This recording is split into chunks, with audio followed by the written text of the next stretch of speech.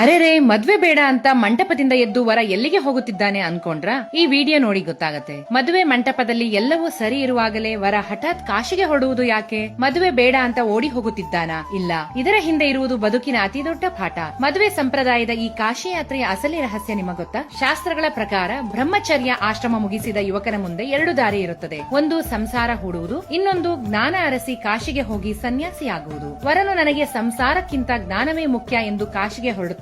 ಆಗ ಕೈಯಲ್ಲಿ ಹಿಡಿದ ಕೊಡೆ, ಕೋಲು ಮತ್ತು ಕಾಲಿನ ಚಪ್ಪಲಿಗಳು ವರನ ವೈರಾಗ್ಯದ ಸಂಕೇತ.